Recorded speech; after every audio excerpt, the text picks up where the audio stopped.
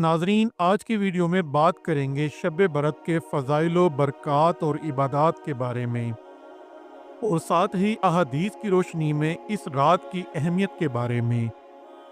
تو ویڈیو کو آخر تک سنیں اور چینل کو سبسکرائب بھی کر دیں تاکہ اس طرح کی اسلامک معلوماتی ویڈیو آپ تک پہنچ سکیں۔ ناظرین، اسلامی کیلنڈر کے مطابق شعبان المعظم 8واں مہینہ ہے جو رجب اور رمضان المبارک کے درمیان واقع ہوتا ہے۔ احادیث کی روشنی میں بلا شبہ یہ ماہ بہت سی فضیلتوں کا حامل ہے۔ چنانچہ رمضان کے بعد آپ صلی اللہ علیہ وآلہ وسلم نے سب سے زیادہ روزے اسی مہینے میں رکھے ہیں۔ رسول اکرم نور مجسم شاہ بنی آدم شافع امم صلی اللہ علیہ وآلہ وسلم کا شعبان المعظم کے بارے میں فرمان مکرم ہے کہ شعبان میرا مہینہ ہے اور رمضان المبارک اللہ تعالیٰ کا مہینہ ہے۔ سرکار دو عالم صلی اللہ علیہ وآلہ وسلم کا فرمان ہے کہ شعبان کی 15ویں شب کو سورج غروب ہوتے ہی اللہ تعالیٰ کی طرف سے منادی ہوتی ہے کہ ہے کوئی بخشش مانگنے والا، میں اس کو بخشش دوں، ہے کوئی رزق مانگنے والا، میں اس کو رزق عطا کروں، ہے کوئی مصیبت زدہ، میں اس کو عافیت دوں، ہے کوئی مجھ سے اولاد مانگنے والا، میں اس کو اولاد عطا کروں، ہے کوئی حاجت مند، میں اس کی حاجت پوری کروں۔ صبح صادق تک یہ آواز آتی رہتی ہے۔ اس رات ہر گناہ گار کی بخشش ہو جاتی ہے سوائے مشرک، کینہ پر اور ماں باپ کے نافرمانوں کے۔ پیدائش، موت اور رزق اسی رات کو لکھے جاتے ہیں۔ حج بھی اسی رات کو لکھا جاتا ہے۔ ام المومنین حضرت عائشہ صدیقہ رضی اللہ تعالیٰ عنہ فرماتی ہیں کہ ایک دفعہ شعبان المعظم کی 15ویں رات کو میں نے حضور اکرم صلی اللہ علیہ وآلہ وسلم کو دیکھا کہ آپ گھر میں تشریف فرما نہیں ہیں۔ میں ڈھونڈنے نکلی تو کیا دیکھتی ہوں کہ آپ صلی اللہ علیہ وآلہ وسلم مدینہ منورہ کے قبرستان جنت البقیع میں تشریف فرما ہیں۔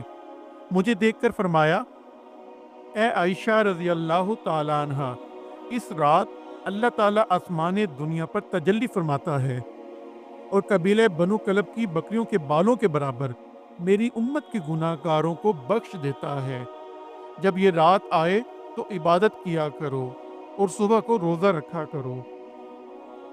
سیدنا عائشہ صدیقہ رضی اللہ تعالیٰ عنہ فرماتی ہیں کہ تاجدار رسالت صلی اللہ علیہ وآلہ وسلم پورے شعبان المعظم کے روزے رکھا کرتے تھے۔ فرماتی ہیں، میں نے عرض کی کہ کیا رسول اللہ صلی اللہ علیہ وسلم اس مہینوں میں آپ کے نزدیک زیادہ پسندیدہ شعبان المعظم کے روزے رکھنا ہے؟ محبوب رب العباد صلی اللہ علیہ وآلہ وسلم نے ارشاد فرمایا، اللہ تعالیٰ اس سال مرنے والی ہر جان کو لکھ دیتا ہے اور مجھے یہ پسند ہے کہ میرا وقت رخصت آئے اور میں روزے دار ہوں۔ حضرت عائشہ رضی اللہ تعالی عنہ فرماتی ہیں کہ میں نے رمضان کے علاوہ رسول اللہ صلی اللہ علیہ وآلہ وسلم کو کبھی پورے مہینے کے روزہ رکھتے نہیں دیکھا سوائے شعبان اس کے تقریباً پورے دنوں میں آپ روزہ رکھتے تھے۔ اسی طرح ایک روایت ام المومنین حضرت ام سلمہ رضی اللہ تعالی عنہ سے ترمذی میں مذکور ہے کہ حضرت اسامہ بن زید رضی اللہ تعالیٰ عنہ فرماتے ہیں کہ میں نے رسول اللہ صلی اللہ علیہ وآلہ وسلم سے سوال کیا کہ میں نے آپ صلی اللہ علیہ وآلہ وسلم کو شعبان سے زیادہ کسی اور مہینے میں نفلی روزہ رکھتے نہیں دیکھا۔ رسول اللہ صلی اللہ علیہ وآلہ وسلم نے فرمایا کہ یہ رجب اور رمضان کے درمیان واقع ایک مہینہ ہے جس کی برکت سے لوگ غافل ہیں۔ اس ماہ میں اللہ تعالیٰ کے سامنے اعمال پیش کیے جاتے ہیں۔ میری خواہش ہے کہ میرے اعمال اس حال میں پیش ہوں کہ میں روزہ سے ہوں۔ اسی طرح شب برات کی فضیلت کے متعلق چند اور احادیث بھی ملتی ہیں۔ حضرت معاذ بن جبل رضی اللہ تعالیٰ عنہ کی روایت ہے کہ رسول اللہ صلی اللہ علیہ وآلہ وسلم نے فرمایا، اللہ تعالیٰ 15ویں شب میں تمام مخلوق کی طرف تجلی فرماتا ہے اور ساری مخلوق کی سوائے مشرک اور بغض رکھنے والوں کے سب کی مغفرت فرماتا ہے۔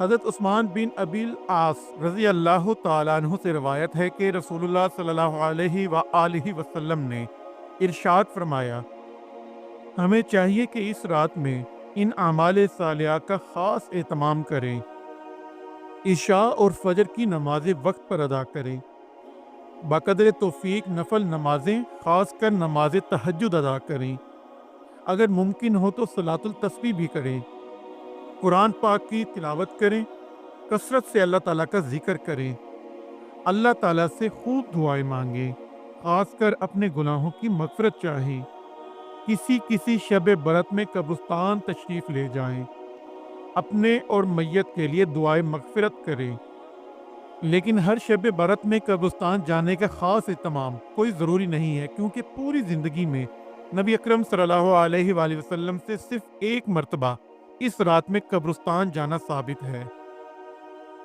شب برات میں پوری رات جاگنا کوئی ضروری نہیں ہے، جتنا آسانی سے ممکن ہو عبادت کر لیں، لیکن یاد رکھیں کہ کسی شخص کو آپ کے جاگنے کی وجہ سے کوئی تکلیف نہیں ہونی چاہیے۔ شب برات کی فضیلت کے متعلق بہت سی احادیث موجود ہیں، مگر شب برات کے بعد آنے والے دن کے روزے کے متعلق صرف ایک ضعیف حدیث موجود ہے، لہٰذا ماہ شعبان میں صرف اور صرف 15ویں تاریخ کے روزے رکھنے کا بہت زیادہ اہتمام کرنا یا اس دن روزہ نہ رکھنے والے کو کم تر سمجھنا صحیح نہیں ہے۔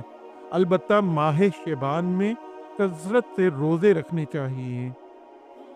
ماہ شعبان کی فضیلت اور اس میں زیادہ سے زیادہ روزے رکھنے کے متعلق امت مسلمہ متفق ہے، البتہ 15ویں رات کی خصوصی فضیلت کے متعلق علماء، فقہاء اور محدثین کے درمیان زمانہ قدیم سے اختلافات چلے آ رہے ہیں۔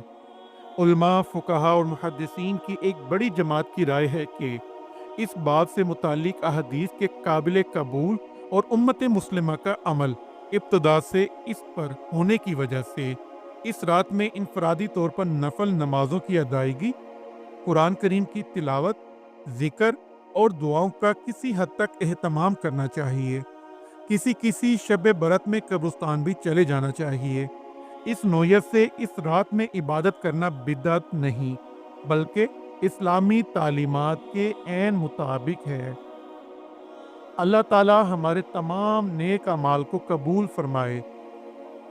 ناظرین، اسی دعا کے ساتھ اپنی ویڈیو کا اختتام کرتے ہیں کہ اللہ ہمیں سیدھا راستہ دکھائے، ہم پر اپنی سلامتی فرمائے، ہم پر اپنا رحم فرمائے اور ہمارے والدین کا سایہ ہمیشہ ہم پر سلامت رکھے۔ آمین۔ اللہ حافظ۔